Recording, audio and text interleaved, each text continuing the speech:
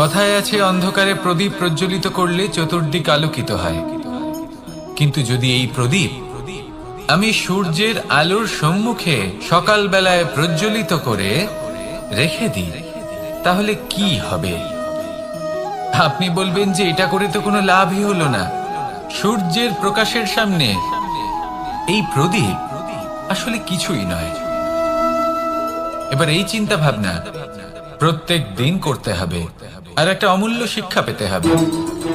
মনে করুন যে আপনি মহাপুরুষের সামনে বসে আছেন, কোনো মহাজ্ঞানীর সামনে। তাহলে সেই ব্যক্তির সামনে নিজের জ্ঞানের প্রদীপ প্রজ্বলিত করবেন না,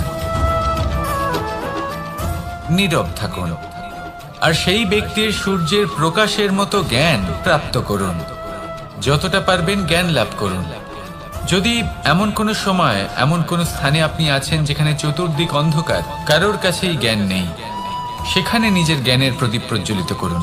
এমন করলে দুদিক থেকেই আপনার লাভ হবে। আপনার জ্ঞান প্রাপ্তিও হবে, আর জ্ঞানের সঠিক প্রয়োগও করতে পারবেন। আর এই মন প্রসন্ন হয়ে বলবে, রাধা রাধা। শক্তি অর্জন করা এতটা কঠিন নয় যতটা শক্তি লাভ করার পরে সেই শক্তি সামলানো কঠিন হয়। কারণ যেই মানুষ শক্তি লাভ করে তার মনে গর্ববোধ জন্মায় অহংকার, জন্মায় জেদ। তাই শক্তি প্রাপ্ত করার সাথে বিনম্র থাকাও অত্যন্ত আবশ্যক। আর এটা আমাদের শেখা উচিত বৃক্ষের থেকে। বৃক্ষ যা আমাদের ফল দেয়, বৃক্ষ যা যত ফল দেয় ততটাই ঝুঁকে যায়। আমরা পাথর মারি ওই বৃক্ষের থেকে ফল প্রাপ্ত করার জন্য। সেই পাথরের মার সহ্য করেও বৃক্ষ আমাদের ফল দেয়। কোনো গর্ববোধ নেই, কোনো অহংকার বোধ নেই, আর সেই জন্য এই বৃক্ষের পুজো করা হয়। এটাই হলো মাহাত্ম্য শক্তির সাথে বিনম্রতা। যদি এই শক্তি সৃজন করে থাকে, সাহায্য করে থাকে, সম্বল হয়ে থাকে, তবেই সেই শক্তি উপযুক্ত। আর নয়তো সেই শক্তি একদিন আপনাকে আসক্ত অবশ্যই করবে। তাহলে শক্তি অবশ্যই অর্জন করুন, কিন্তু তার সাথে সেই শক্তি সামলানোর মতো বিবেকও আপনাকে অবশ্যই জাগ্রত করতে হবে। তাহলে আসুন আমার সাথে ভালোবেসে বলুন, রাধা রাধা। কথায় আছে যে এমন কোনো অক্ষর নেই যার দ্বারা কোনো মন্ত্র হয় না। এমন কোনো বনস্পতি নেই যা নিজেই একটা ঔষধি নয়। পৃথিবীর এমন কোনো ব্যক্তি নেই যার মধ্যে কোনো যোগ্যতা থাকে না। শুধু প্রয়োজন হলো যে ব্যক্তিকে আমরা খুঁজে চলেছি তাকে সঠিকভাবে চিনে নেওয়া। যদি তার যোগ্যতা, তার বিশেষত্ব আমরা বুঝতেই না পারি, তাহলে আর লাভ কি রইল? এই সংসারে এমন অনেক ব্যক্তি রয়েছেন যারা ছোট ছোট অসফলতার কারণে আপনাকে এটা বলে দেবে যে আপনি কোনো কাজের নন, আপনি হলেন মূর্খ, আপনি কিছুই করতে পারবেন না। এইসব কথায় কখনোই বিশ্বাস করবেন না, কারণ আপনি এবং প্রত্যেকটি জীব এই পরমাত্মা এবং এই প্রকৃতির সৃষ্টি, যা অত্যন্ত বিশেষ। যদি আপনাকে উদাহরণ দিই, তাহলে একদিকে আছে তরোয়াল, একটা বড় লম্বা তরোয়াল, যার দ্বারা যুদ্ধ করা যায়, জয়লাভ করা যায়। আর অন্যদিকে রয়েছে একটা ছোট্ট সূচ। কিন্তু যে কাজ একটা ছোট্ট সূচ করতে পারে তা একটা তরোয়াল দ্বারা সম্ভব নয়। এর অর্থ হলো এটাই যে প্রত্যেকটা রচনা অত্যন্ত অমূল্য এবং অত্যন্ত বিশেষ হয়। তাহলে বিশ্বাস রাখুন যে আপনি অত্যন্ত বিশেষ একজন, আর প্রেমের সাথে বলুন, রাধা রাধা। এই সংসারে আমরা প্রকাশ কোথা থেকে পাই? এর উত্তর বড়ই সরল। ভোরে যখন সূর্যোদয় হয় তখন প্রকাশের কিরণ আমাদের ঘরে এসে পৌঁছয়। এইভাবেই আমরা প্রকাশ লাভ করি। এবার এই প্রকাশের আলোতেই আমরা সারাদিনের কাজ সম্পন্ন করি। সন্ধে হয়ে যায়, সূর্যাস্ত হয়ে যায়, আর আমাদের ঘর যাতে অন্ধকার না হয় তার জন্য আমরা একটা প্রদীপ প্রজ্বলিত করি। এটাই ঘটে আমাদের জীবনেও। এবার প্রবাহমান আয়ুর সাথে আমরা আমাদের অন্তরে যদি একটা প্রদীপ প্রজ্বলিত করে নিই, তাহলে বিষয়টাই অন্যরকম হবে। এবার আপনি বলবেন কোন প্রকাশের কথা বলছি যা আমাদের অন্তরে জাগ্রত করা সম্ভব? আমাদের আত্মার মাঝে প্রেমের প্রকাশ জাগ্রত করার কথা বলছি। কারণ আমাদের এই জীবন এও হলো দিনের আলোর মতো। আজ প্রকাশ আছে, কিন্তু কোনোদিন অবশ্যই অস্ত হবে। কিন্তু অস্ত হবার আগে যদি আমরা আমাদের আত্মার মাঝে প্রেমের এই প্রকাশ উজ্জ্বলিত করে নিই, তাহলে আমাদের সন্ধ্যাকালও আমরা আনন্দে এবং প্রেমে যাপন করব। তাহলে আসুন আর আমার সাথে ভালোবেসে বলুন, রাধা রাধা। ঘড়িটা দেখুন, ছোট ছোট রেশম দ্বারা তৈরি, এটা সরু সুতো দ্বারা তৈরি হয়েছে এটা, আর এ অত্যন্ত কোমলও বটে। আর আপনি চাইলে এটা সোজাও করে দিতে পারেন, আর চাইলে এটা বেঁকিয়েও দিতে পারেন, আর যদি চান তাহলে এটা গোল গোল করে বেঁধে কোথাও রেখেও দিতে পারেন। এবার এই কোমল দড়ি যদি কোনো নিষ্ঠুর কঠিন পাথরে বারংবার জড়িয়ে দেওয়া হয়, তাহলেও তাকেও কাটতে পারে, নিজের ছাপ ছেড়ে যেতে পারে, সেটার আকারও বদলে ফেলতে পারে। এবার এর কারণ কি? এর কারণ হলো অভ্যাস আর নিরন্তর প্রচেষ্টা। যদি আপনিও চেষ্টা করেন আর নিরন্তর কর্ম করে যান, তাহলে আপনার প্রারব্ধ পাথরের মতো কঠিনই হোক না কেন, তাতে ভাঙন ধরিয়েও আপনি নিজের লক্ষ্যে অবশ্যই পৌঁছতে পারবেন। একটা গুরুত্বপূর্ণ কথা মনে রাখবেন,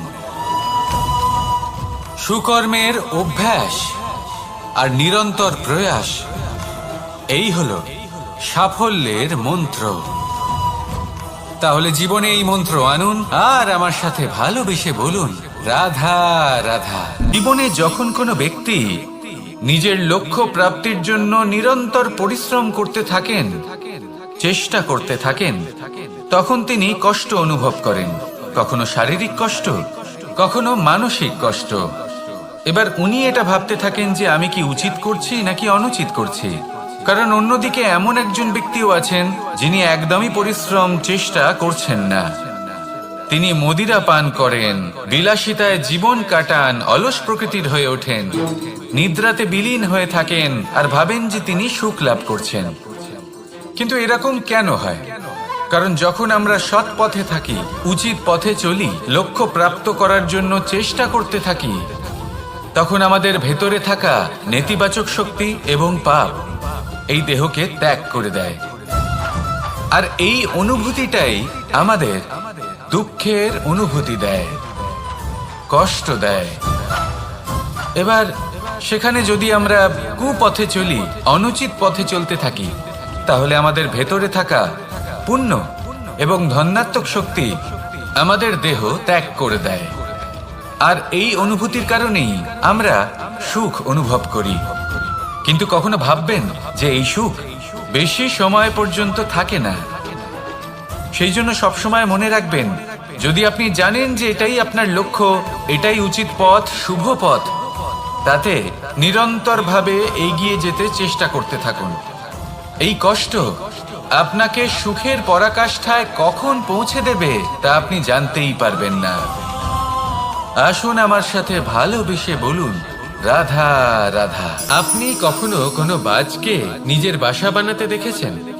এই বাজ যখনই কোনো বাসা বানায় তখন উঁচু গাছের ডালে বা কোনো পর্বতের শিখরে বাসা বানায়, অনেক উচ্চতায়, আর সেখানে তার সন্তানও জন্মগ্রহণ করে। যখন এই সন্তানেরা জন্মায়, তখন এই বাজ খুবই ভালোবেসে এবং খুব সাবধানে এদের পালন পোষণ করে, নিজের ঠোঁট দিয়ে তাদের ঠোঁটে খাবার পরিবেশন করে। কিন্তু যেই সেই সন্তানেরা হৃষ্টপুষ্ট হয়ে যায় এবং সেই কথা বাজ নিজে বুঝতে পেরে যায়, সেই বাজ নিজেই সেই বাসা ছিন্ন ভিন্ন করে দেয়। সেই সন্তান যাদের সবেমাত্র ডানা গজিয়েছে, কিভাবে উড়তে হয় তারা জানে না, সেই সন্তানগুলিকে উচ্চতা থেকে ঠেলে দেয়। সেই সন্তান প্রথমে ভয়ভীত হয়ে যায়। তারা সামনে মৃত্যুকে দেখতে পেয়ে ভয়ের কারণে তাদের ডানা ঝাপটাতে থাকে, আর সেই প্রক্রিয়াতেই সেই সন্তানগুলি উড়তে শুরু করে দেয়। এবার এই ঘটনায় আমরা কি শিক্ষা পেতে পারি? এটাই যদি আপনি মাতা পিতা হন তাহলে নিজের সন্তানকে অবশ্যই স্নেহ করুন, কিন্তু তাদেরকে নিজের আঁচলের তলায় বেঁধে রাখবেন না। যদি আপনি চান আপনার সন্তান জীবনে উন্নতি করুক, তাহলে নিজের মুঠো থেকে তাদের স্বতন্ত্র করে দিন। এই সংসারে সংঘর্ষ করতে দিন। সেই সন্তান নিজেই বুঝতে পারবে যে জন্মের সময় পাওয়া ডানা কি করে ব্যবহার করতে হয়। আর আপনার চোখের সামনে আপনার সন্তান এই আকাশে উড়তে থাকবে। তাহলে আসুন আমার সাথে ভালোবেসে বলুন, রাধা রাধা। সংসারে কোনো বস্তু হোক বা ব্যক্তি হোক, তার একার গুরুত্ব কিন্তু খুব বেশি নয়। একটা উদাহরণ হিসেবে বৃষ্টির ফোঁটাকে ভেবে দেখুন। যদি একটি বৃষ্টির ফোঁটা হয় তাহলে তার খুব বেশি গুরুত্ব থাকে না, কিন্তু যখন সহস্র বৃষ্টির ফোঁটা মেঘের মধ্যে দিয়ে ঝরে পড়ে তখন সেটা বর্ষার রূপ ধারণ করে। সেই বর্ষা যা এই প্রকৃতিকে শান্ত করে। সেইভাবেই পাথরের ছোট টুকরো, তার খুব বেশি গুরুত্ব থাকে না, কিন্তু যখন অসংখ্য পাথরের টুকরো একত্রিত হয় তখন তা পর্বতের আকার ধারণ করে। সেইভাবেই কিছু মানুষ যখন একত্রিত হন তখন তৈরি হয় পরিবার। কিছু পরিবার যখন একত্রিত হয় তখন তৈরি হয় সমাজ। যখন অনেক সংখ্যক সমাজ একত্রিত হয় তখন তৈরি হয় রাজ্য। এবার এই রাজ্যের সব থেকে গুরুত্বপূর্ণ ব্যক্তি হতে পারেন রাজা, কিন্তু তাও সেই রাজা একা কিছু করতে পারেন না। যুদ্ধ লড়ার সময় তারও নিজের সৈন্যদলকে প্রয়োজন পড়ে। কিন্তু এই সংসারে এমন একজন ব্যক্তি আছেন যিনি একাই সব কাজ করতে থাকেন, এবং সেই ব্যক্তি হলেন মা। আমাদের জীবনে একজন পিতার ভূমিকা কিন্তু নিঃসন্দেহে অমূল্য, কিন্তু আমাদের সকলের জীবনে যে ভূমিকা একজন মায়ের তা অন্য কারোর থাকে না। একজন মা একাই সন্তানকে বড় করতে পারেন, সংস্কারী করে তুলতে পারেন, তার জন্য পরিশ্রম করেন। আর এত কিছু কাজ করার পরেও তার কাজের জন্য তিনি প্রশংসা অবশ্য পান না। উল্টে যদি সেই সন্তান অনুচিত পথে চালিত হয়, অনুচিত কর্ম করে, তখন সেই মাকেই অপবাদের পাত্র হয়ে উঠতে হয়। আমাদের জীবনে মায়ের যোগদান কতটা সেটা বুঝুন। আপনাকে বড় করে তোলার জন্য উনি কতটা পরিশ্রম করেছেন সেটা বুঝুন। আজ থেকে, এখন থেকে, এই মুহূর্ত থেকে মাকে সম্মান করতে শিখুন। যখন সময় পাবেন, যখন সুযোগ হবে, তখন তার প্রশংসা করুন, ওনারও ভালো লাগবে। আর মায়ের এই মমতার জন্য, তার এই ভূমিকার জন্য আসুন সবাই মিলে আমরা তাকে প্রণাম করি, আর সকলে মিলে ভালোবেসে বলি, রাধা রাধা। এর মানসিকতা এমন হয় যে সে যতটা করে আশা করে যে তার থেকে অনেক বেশি তার বদলে সে পাবে। দেখুন, সবকিছুই আপনার ভাবনা চিন্তার উপর নির্ভর করছে। আপনি যদি ফলের বিষয়ে ভেবে কর্ম করতে থাকেন তাহলে সেটা অনুচিত। জীবনের আসল আনন্দ হলো নিজের কর্ম করতে থাকা, ফলের চিন্তা করা উচিত নয়। যদি আপনি এরকম ভাবেন যে আমি এতটা করছি, আমার এতটা পাওয়া উচিত, সেই ভাবনা অনুচিত। যদি আপনি সেবার মানসিকতা নিয়ে কর্ম করতে থাকেন, কর্মচক্রে প্রবাহিত হন, যদি আপনি এমন ভাবনা রাখেন যে আমি এতটা পাচ্ছি তাই এর থেকে অনেক বেশি আমি কর্ম করব, তাহলে নিশ্চিত রূপে আপনি যতটা করছেন তার থেকে অনেক বেশি আপনি পাবেন। আপনার আশার থেকে অনেক বেশি আপনি পাবেন। শুধু জীবনে অনেক বেশি কাজ করতে থাকুন, ফলের চিন্তা করবেন না। আর মনে রাখবেন, এই ভাবনাই সব থেকে বড় বীজ। কর্মের উপর বিশ্বাস রাখুন। জীবনে যা যা আপনি চান সবই সুখময় হবে। আসুন আর আমার সাথে ভালোবেসে বলুন, রাধা রাধা। ভোজন। এবার ভোজন সংগ্রহ করার জন্য মানুষ কি না করেন, সব সময় চেষ্টা করতে থাকেন। ফসল উৎপাদনের জন্য অনেক পরিশ্রম করতে থাকেন, কিন্তু অনেক সময় অনেক পরিশ্রম করার পরেও ফসল ভালো উৎপাদন হয় না। এর কারণ কি? কারণ হলো এটাই যে আপনি পরিশ্রম হয়তো অনেক করেছেন, কিন্তু আপনার নজর তো সেই বীজের দিকে ছিলই না যা আপনি রোপণ করেছেন। সেই জন্য সব সময় কোনো বীজ রোপণ করার আগে তাকে পরখ করে দেখুন। তা অত্যন্ত আবশ্যক। আর সেইভাবেই যখনই কোনো কর্মের প্রশ্ন আসে, তাহলে সেখানে শুধুমাত্র পরিশ্রম যথেষ্ট নয়। সেই কাজের প্রতি আপনার কর্তব্য কি, আপনার উদ্দেশ্য কি, সেটা জানা হলো অত্যন্ত গুরুত্বপূর্ণ। তাই কর্ম করুন, কিন্তু সেই কর্মের প্রতি আপনার যা উদ্দেশ্য তার মাহাত্ম্য বুঝতে চেষ্টা করুন। তাহলে আসুন আমার সাথে ভালোবেসে বলুন, রাধা রাধা। জীবনে যখন কোনো ব্যক্তি নিজের লক্ষ্য প্রাপ্তির জন্য নিরন্তর পরিশ্রম করতে থাকেন, চেষ্টা করতে থাকেন, তখন তিনি কষ্ট অনুভব করেন, কখনো শারীরিক কষ্ট, কখনো মানসিক কষ্ট। এবার উনি এটা ভাবতে থাকেন যে আমি কি উচিত করছি নাকি অনুচিত করছি। কারণ অন্যদিকে এমন একজন ব্যক্তিও আছেন যিনি একদমই পরিশ্রম চেষ্টা করছেন না। তিনি মদিরা পান করেন, বিলাসিতায় জীবন কাটান, অলস প্রকৃতির হয়ে ওঠেন, নিদ্রাতে বিলীন হয়ে থাকেন আর ভাবেন যে তিনি সুখ লাভ করছেন। কিন্তু এরকম কেন হয়? কারণ যখন আমরা সৎ পথে থাকি, উচিত পথে চলি, লক্ষ্য প্রাপ্ত করার জন্য চেষ্টা করতে থাকি, তখন আমাদের ভেতরে থাকা নেতিবাচক শক্তি এবং পাপ এই দেহকে ত্যাগ করে দেয়। আর এই অনুভূতিটাই আমাদের দুঃখের অনুভূতি দেয়, কষ্ট দেয়। এবার সেখানে যদি আমরা কুপথে চলি, অনুচিত পথে চলতে থাকি, তাহলে আমাদের ভেতরে থাকা পুণ্য এবং ধনাত্মক শক্তি আমাদের দেহ ত্যাগ করে দেয়। আর এই অনুভূতির কারণেই আমরা সুখ অনুভব করি। কিন্তু কখনো ভাববেন যে এই সুখ বেশি সময় পর্যন্ত থাকে না। সেই জন্য সবসময় মনে রাখবেন, যদি আপনি জানেন যে এটাই আপনার লক্ষ্য, এটাই উচিত পথ, শুভ পথ, তাতে নিরন্তরভাবে এগিয়ে যেতে চেষ্টা করতে থাকুন।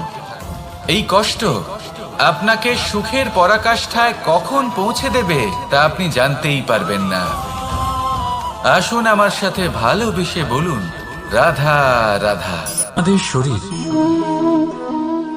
প্রকৃতির সর্বশ্রেষ্ঠ রচনা। যে অঙ্গ প্রত্যঙ্গ আমরা লাভ করেছি, প্রত্যেকটির মধ্যে একটি নিজস্ব বার্তা রয়েছে। একটু ভেবে দেখুন, দুটি চোখ দিয়েছে দেখার জন্য, দুটি কান দিয়েছে শোনার জন্য, নাসিকাও আছে দুটি, দুটি হাত দিয়েছে দ্বিগুণ পরিশ্রম করার জন্য। কিন্তু জীব শুধুমাত্র একটি। তার উপরেও তীক্ষ্ণ বলিষ্ঠ দাঁত দিয়েছে তার রক্ষার জন্য। কখনো ভেবে দেখেছেন কেন?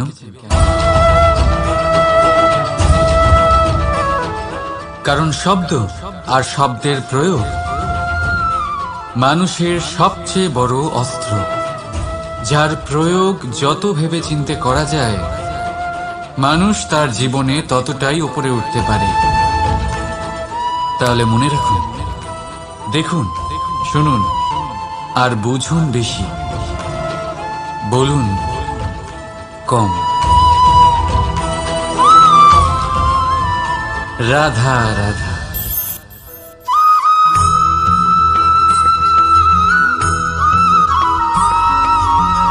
এই সংসারে কোনো বস্তু হোক বা ব্যক্তি হোক, তার একার গুরুত্ব কিন্তু খুব বেশি নয়। একটা উদাহরণ হিসেবে বৃষ্টির ফোঁটাকে ভেবে দেখুন। যদি একটি বৃষ্টির ফোঁটা হয় তাহলে তার খুব বেশি গুরুত্ব থাকে না। কিন্তু যখন সহস্র বৃষ্টির ফোঁটা মেঘের মধ্যে দিয়ে ঝরে পড়ে, তখন সেটা বর্ষার রূপ ধারণ করে। সেই বর্ষা যা এই প্রকৃতিকে শান্ত করে। সেইভাবেই পাথরের ছোট টুকরো, তার খুব বেশি গুরুত্ব থাকে না। কিন্তু যখন অসংখ্য পাথরের টুকরো একত্রিত হয়, তখন তা পর্বতের আকার ধারণ করে। সেইভাবেই কিছু মানুষ যখন একত্রিত হন, তখন তৈরি হয় পরিবার। কিছু পরিবার যখন একত্রিত হয়, তখন তৈরি হয় সমাজ। যখন অনেক সংখ্যক সমাজ একত্রিত হয়, তখন তৈরি হয় রাজ্য।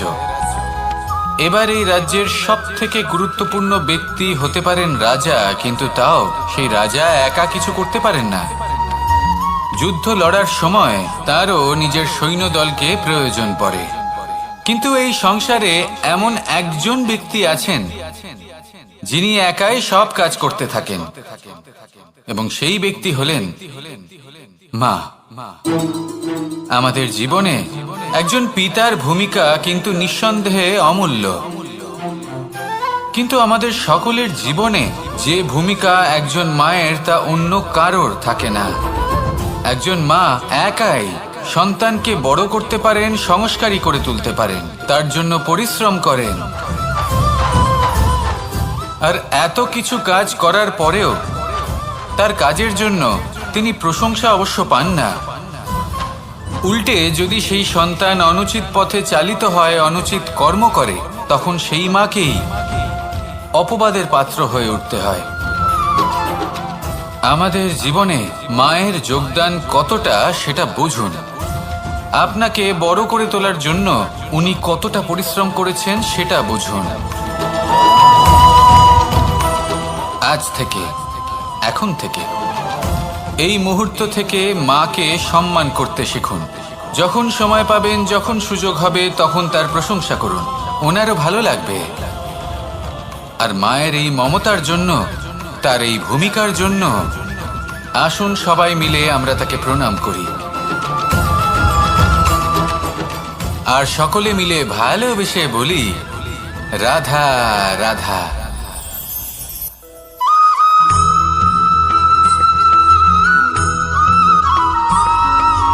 ফিরে আসছিলেন এবং তাদের ফেরার পথে হঠাৎ করে কোথাও থেকে একটি বাছুর চলে এলো।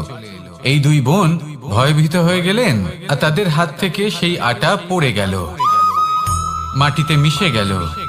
এবার এই পুরো ঘটনাক্রমে যদি কারোর বিন্দুমাত্র লাভ হয়ে থাকে, বিন্দুমাত্র আনন্দ পেয়ে থাকে, তাহলে সে কে? সেই ছোট বোন, যিনি মাঝে মাঝেই গমের দানা তুলছিলেন এবং খাচ্ছিলেন। কিছুটা হলেও উনি আনন্দ লাভ করেছিলেন। এবার এরকমই হলো আমাদের জীবনে ভক্তি এবং ভালোবাসা সংক্রান্ত বিষয়। মানুষ নিজের জীবনের দৈনিক কাজে এতটাই ব্যস্ত হয়ে পড়েন, প্রত্যেকদিন শুধু কাজ কাজ কাজ কাজ করতে থাকেন, আর তাতে ভক্তি এবং ভালোবাসার জন্য সময় বার করতেই পারেন না। দেখুন, জীবনে ভক্তি আর প্রেমের এই যে ছোট ছোট মুহূর্ত আছে, এগুলো যদি আপনি যাপন করতে পারেন, তাহলে তাতেই আপনি তৃপ্তি লাভ করবেন। বাকি সবই আপনার ব্যর্থ বলেই মনে হবে। জীবনে যখনই আপনি কোনো কাজ করবেন, ঈশ্বরের প্রতি সমর্পিত হয়ে সেই কাজ করুন।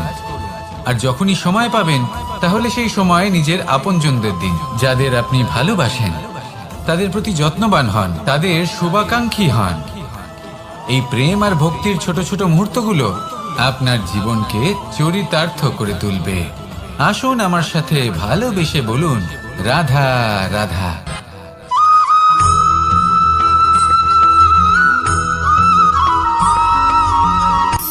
শক্তি, শক্তি অর্জন করা এতটা কঠিন নয় যতটা শক্তি লাভ করার পরে সেই শক্তি সামলানো কঠিন হয়।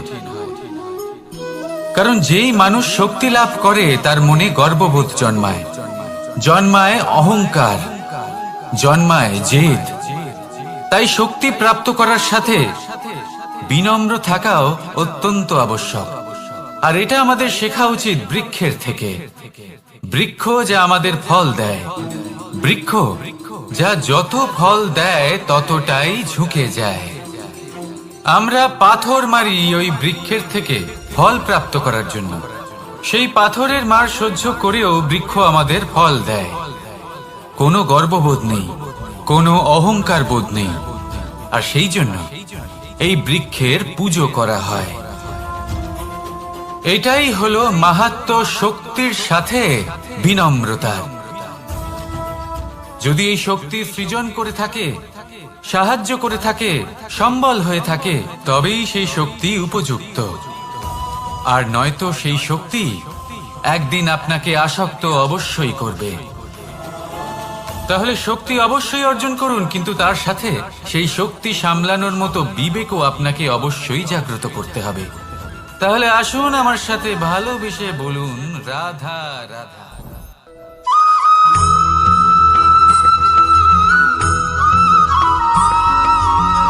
যখন আমরা কোনো বনে প্রবেশ করি, তখন এই সবুজ ঘাস দেখে, এই কোমল ঘাস দেখে আমাদের মন প্রফুল্ল হয়ে ওঠে। ভিন্ন ভিন্ন প্রজাতির ফুল, ভিন্ন ভিন্ন রঙের ফুল দেখে এই মন আনন্দে ভরে ওঠে। এখানে শিশুরা আনন্দ লাভ করে, বড়রা ভোজন গ্রহণ করেন, কথাবার্তা বলেন, হাঁটাহাঁটি করে বেড়ান। এবার ভেবে দেখুন, যখন এই উপবনের নির্মাণ হয়েছিল সেই সময় যদি এই মাটিকে সঠিকভাবে খনন না করা হতো, যদি তাতে সঠিকভাবে বীজ রোপণ না করা হতো, যদি কোনো সংঘর্ষ না হতো, পরিশ্রম না করা হতো, যদি চলতে চলতে পায়ে কাঁটা না বিঁধে যেত, তাহলে এই সুন্দর বন দেখে আমরা কি এই আনন্দ লাভ করতে পারতাম? কখনোই নয়। ধরুন কোনো নদীর তটে সুন্দর একটি বন আছে, সেই বনের আনন্দ লাভ করতে গেলে আপনাকে সেই নদী পার করতেই হবে। যদি সুখের নদীর কাছে পৌঁছতে চান, তাহলে তটে যে কাঁটা রয়েছে সেগুলোর সাথে সংঘর্ষ করতেই হবে। এই সংসারে যদি আপনি সুখ লাভ করতে চান, তাহলে সুখ লাভের এই যাত্রা শুরু করতে হবে সংঘর্ষ দ্বারা। তাহলে সংঘর্ষকে স্বাগত জানান, এর পেছনেই সুখ রয়েছে যা আপনার জন্য অপেক্ষা করছে। এবার হাসুন আর আমার সাথে ভালোবেসে বলুন, রাধা।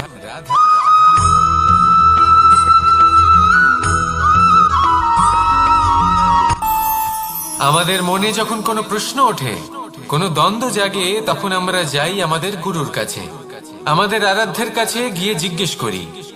এইভাবেই একদিন আমি পৌঁছলাম আমার আরাধ্যের কাছে, আমার মহাদেবের কাছে, আর ওনাকে প্রশ্ন করলাম যে মহাদেব, জীবনে আনন্দ পাওয়ার, উৎসব পালনের, প্রেম ভাগ করে নেবার, জীবনকে উপভোগ করে নেওয়ার সর্বশ্রেষ্ঠ সময় কোনটা? মহাদেব হাসলেন আর উনি বললেন, জীবনে উৎসব পালনের সব থেকে শ্রেষ্ঠ দিন হলো মৃত্যুর ঠিক আগের দিনটা। প্রেম ভাগ করে নেওয়ার সব থেকে শ্রেষ্ঠ মুহূর্ত হলো মৃত্যুর ঠিক আগের মুহূর্ত। জীবনকে উপভোগ করে নেওয়ার সর্বশ্রেষ্ঠ প্রহর হলো মৃত্যুর এক প্রহর পূর্বে। তখন আমি চমকে গেলাম। আমি বললাম, কিন্তু মহাদেব, মৃত্যু তো অনিশ্চিত, আমরা জানিও না কবে আমাদের মৃত্যু হবে। মহাদেব আবার হাসলেন। উনি বললেন যে যদি আমরা এভাবে জীবন কাটাই যে আমরা জীবনের প্রত্যেক দিন, প্রত্যেক মুহূর্ত, প্রত্যেক প্রহর শেষ বলে মনে করি, তাহলে আমাদের সমস্ত জীবন আনন্দের সাথেই অতিবাহিত হবে। কি বলেন?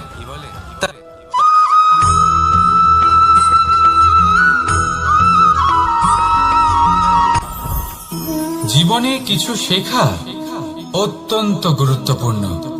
এবার কি কি শিখতে হবে সেই সব শেখানোর জন্য অনেক শিক্ষক রয়েছেন, কিন্তু কি শিখবেন না আর কি করবেন না, এটা আমাদের নিজের অভিজ্ঞতা দিয়ে শিখতে হয়। কিন্তু তার মানে এটা নয় যে যদি আপনাকে শিখতে হয় যে আগুনের তাপ কতটা, আপনাকে আগুনের মধ্যে হাত দিতে হবে। না, অন্য কারোর অভিজ্ঞতা দ্বারাও শিখতে পারেন। প্রশ্ন শুধুমাত্র একটাই যে আপনি কি শিখতে চান নাকি চান না। যদি আপনি এটাই ভাবেন যে আমি শুধুই নিজের অভিজ্ঞতা দ্বারাই শিখতে চাই, তাহলে জীবনকাল ছোট মনে হবে, অনেক কিছুই শিখতে পারবেন না। তাই নিজের সাথে সাথে বড়দের অভিজ্ঞতা দ্বারাও শেখা শুরু করে দিন। এই সংসারের অভিজ্ঞতা দ্বারা শিখতে শুরু করে দিন। আর এটা নিশ্চিত রূপে শেখা আবশ্যক যে কখন কি করবেন না, কোথায় থামতে হবে আর কোথায় থামবেন না। তাহলে আসুন আর আমার সাথে ভালোবেসে বলুন, রাধা রাধা।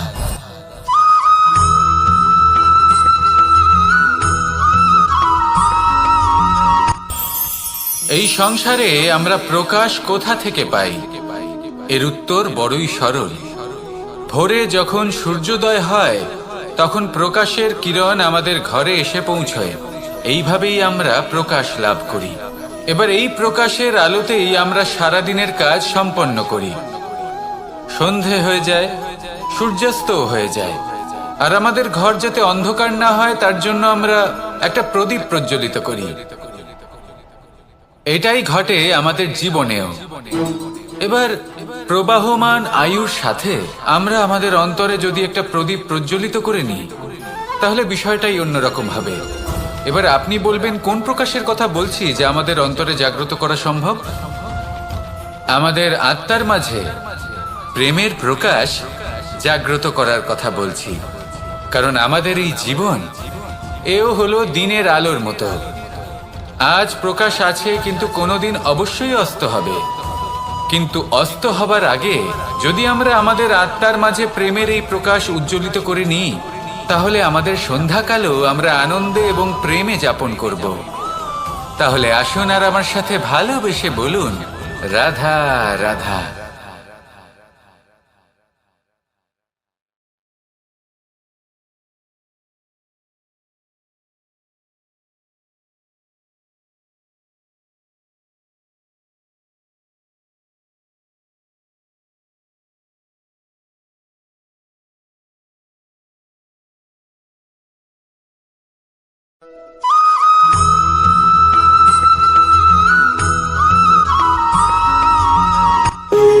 যখন মানুষের মৃত্যু হয় তখন কি হয়? অনেক সংখ্যক মানুষ শোক পালন করতে চলে আসেন। যে ব্যক্তি মৃত্যু লাভ করেছেন তার অনেক বস্তু থাকে যেগুলো তার প্রিয়, যেগুলো তিনি ব্যবহার করেছেন। তার শয্যা, তার বস্ত্র, তার আভূষণ সবকিছু তার থেকে বিচ্ছিন্ন করা হয় এবং খালি হাতে তাকে শ্মশানের উদ্দেশ্যে রওনা করা হয়। আমি আপনাকে এই প্রশ্ন করতে চাই, আপনি এই সংসারে কি অর্জন করেছেন? ধন সম্পত্তি, বস্ত্র, আভূষণ, এই সব কিছু যে আপনি অর্জন করেছেন, আপনার মৃত্যুর পরে তা আপনার থেকে দূর হয়ে যাবে। এর উত্তর হলো একটাই, আপনার কর্ম। শুধু সেটাই আছে যা একান্ত আপনার, আর শুধু সেটাই এই সংসার থেকে চলে যাওয়ার পরেও সংসারেই জীবিত থাকবে। যদি আপনি দুষ্কর্ম করেন তাহলে এই সংসার আপনাকে একটি অনুচিত উদাহরণ হিসেবে মনে রাখবে যে এই ব্যক্তি খুব পাপী ছিল, অনুচিত কর্ম করতেন। যে পথে তিনি চলেছেন সেই পথে কারোর চলা উচিত নয়। সেখানেই যদি আপনি সৎকর্ম করেন তাহলে সংসার চিরকাল এটাই বলবে যে খুব ভালো মানুষ ছিলেন, সবাইকে ভালোবাসতেন, সবাইকে সাহায্য করতেন, আমার খুব প্রিয় মানুষ ছিলেন। এটাই হলো শ্রেষ্ঠ কর্ম। সেই জন্য জীবনে শুধুমাত্র ধন সম্পত্তি, আভূষণ এই সব অর্জন করতে গিয়ে নিজের মনোনিবেশ করবেন না। শ্রেষ্ঠ কর্ম করুন। সংসার থেকে চলে যাওয়ার পরেও এই কর্মই এই সংসারে আপনাকে জীবিত রাখবে। আসুন আমার সাথে ভালোবেসে বলুন, রাধা রাধা।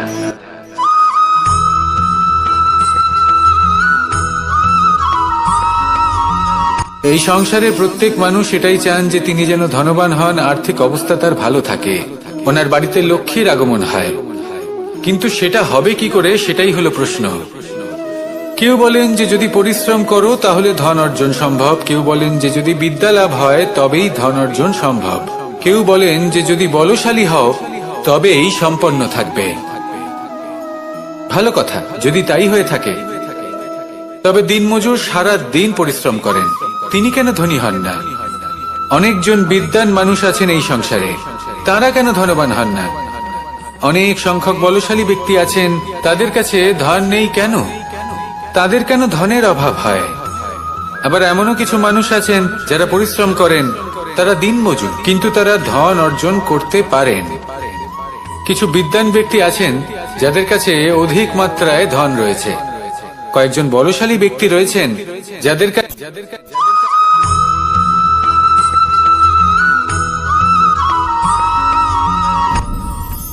আপনি কি কখনো কোনো জলের ধারা দেখেছেন? তার সামনে যতই মাটি থাকুক না কেন, যতই কাদা থাকুক না কেন, যখন এই জলের ধারা বইতে আরম্ভ করে দেয়, তাহলে নিজের মনের, নিজের ভাবনার, নিজের জীবনের যত অনাবশ্যক তত্ত্ব আছে, অনুপযোগী অংশ রয়েছে, অর্থাৎ অপরিষ্কার অংশ রয়েছে, তা নিজে থেকেই নির্মল হয়ে উঠবে। আর যেরকম জলের ধারা কখনো থেমে থাকে না, সব সময় বয়ে চলে, সেইভাবে আপনিও কখনোই থামবেন না। সবসময় বয়ে চলুন, এগোতে থাকুন। পথে যদি অনেক বিপদ আসে, সমস্যা আসে, থামবেন না, তার উপর নিরন্তর প্রহার করুন, নিরন্তর প্রয়াস করুন আর অগ্রসর হন। আপনি ভেবে দেখুন, এই জলের ধারা কখনো থেমে থাকে না, সবসময় বয়ে চলে। বিপদের সম্মুখীন হয়ে তাকে সাথে বয়ে নিয়ে চলে। সেই জন্য জলের ধারা, প্রবাহমান এই ধারা, এর থেকে কখনো দুর্গন্ধ আসে না, এতে কখনো ময়লা জমতে পারে না, বরং পালিত হয় সুন্দর প্রাণবন্ত জীবজন্তু, যেমন সুন্দর ছোট মাছ।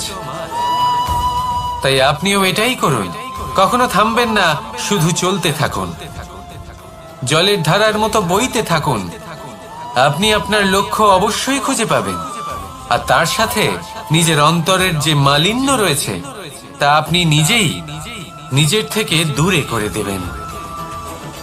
তাহলে আসুন আর আমার সাথে ভালোবেসে বলুন, রাধা রাধা।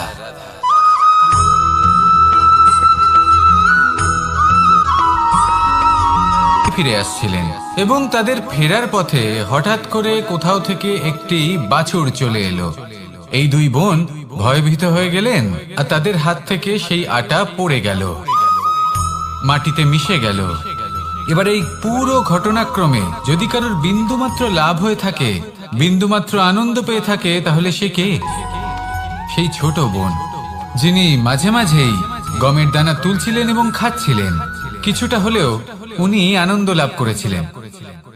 এবার এরকমই হলো আমাদের জীবনে ভক্তি এবং ভালোবাসা সংক্রান্ত বিষয়।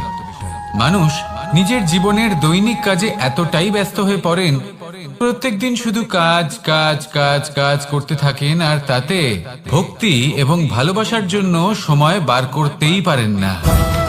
দেখুন, জীবনে ভক্তি আর প্রেমের এই যে ছোট ছোট মুহূর্ত আছে, এগুলো যদি আপনি যাপন করতে পারেন তাহলে তাতেই আপনি তৃপ্তি লাভ করবেন। বাকি সবই আপনার ব্যর্থ বলেই মনে হবে। জীবনে যখনই আপনি কোনো কাজ করবেন, ঈশ্বরের প্রতি সমর্পিত হয়ে সেই কাজ করুন। আর যখনই সময় পাবেন, তাহলে সেই সময় নিজের আপনজনদের দিন, যাদের আপনি ভালোবাসেন, তাদের প্রতি যত্নবান হন, তাদের শুভাকাঙ্ক্ষী হন। এই প্রেম আর ভক্তির ছোট ছোট মুহূর্তগুলো আপনার জীবনকে চরিতার্থ করে তুলবে। আসুন আমার সাথে ভালোবেসে বলুন, রাধা রাধা।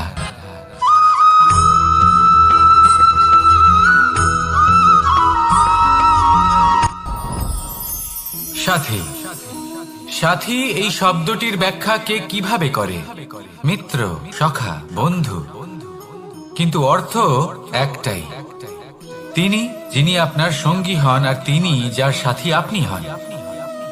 এবার সব থেকে বড় প্রশ্ন হলো এটাই যে তিনি কে হতে পারেন যাকে আপনি আপনার সাথী বলে মেনে নিতে পারেন, নিজের সখা, নিজের মিত্র, নিজের বন্ধু মেনে নিতে পারেন। আপনার সাথী হলেন তিনি যিনি দুঃখের সময় আপনার পাশে থাকবেন, আপনার হাত ধরে থাকবেন। আপনার সাথী হলেন তিনি যার হাত আপনি নিজের সুখের দিনে ধরে থাকবেন। সেই সাথীরই হাত ধরুন যিনি দুঃখে সবসময় আপনাকে সাহায্য করার জন্য তৎপর হয়ে থাকেন, আপনার পাশে থাকেন, আর যাকে সুখের দিনে আপনি আপনার সাথে রাখতে পারেন। আর যখন আপনার সাথে আপনার এই সাথী থাকবে, তখন আপনি এটা বুঝবেন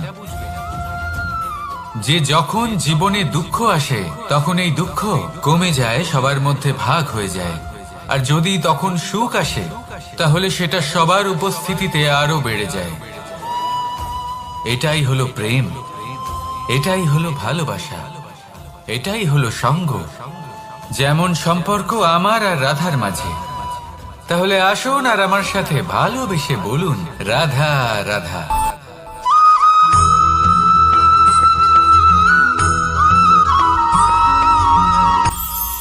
এটা হলো ধান গাছ। এর থেকে যে চাল উৎপন্ন হয় তা মানুষ গ্রহণ করে।